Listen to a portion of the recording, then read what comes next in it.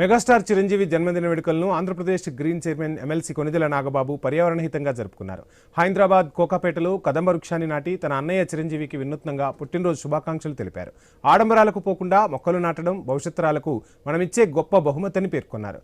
తమ కుటుంబ సాంప్రదాయంలో భాగంగా ఇప్పటివరకు దాదాపు 120కి పైగా మొక్కలు నాటామని, ప్రతి ఒక్కరూ తమ ప్రియమైన వారి పుట్టినరోజుల సందర్భంగా కనీసం ఒక మొక్క నాటాలని పిలుపునిచ్చారు. ఈ వేడుక ఇప్పుడు అభిమానుల్లో పర్యావరణ చైతన్యాన్ని నింపుతోంది.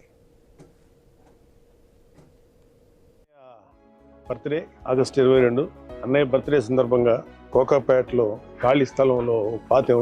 ఇది కదంబ వాసిని చెట్టు పేరు. చాలా లష్ గ్రీన్ తో ఉంటాయి ఆకులు. చాలా పెద్ద చెట్టు అవుతుంది, విపరీతం నీడ వస్తుంది.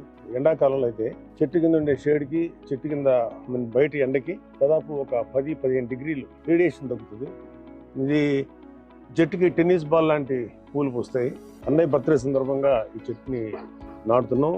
ఎవరైనా సరే మీ సంబంధించినటువంటి వ్యక్తులు, మీరు ఇష్టపడే వ్యక్తులు, మీరు గౌరవించే వ్యక్తుల పేరు మీద వాళ్ళ బర్త్డేకి చెట్లు నాటండి.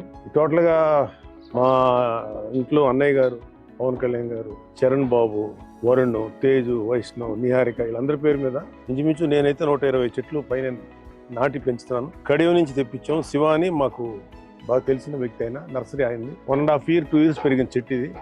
సో నేచర్ నుంచి మనం చాలా తీసుకున్నాం. తిరిగి ఎంతో కొంత నేచర్కి ఇవ్వాలి.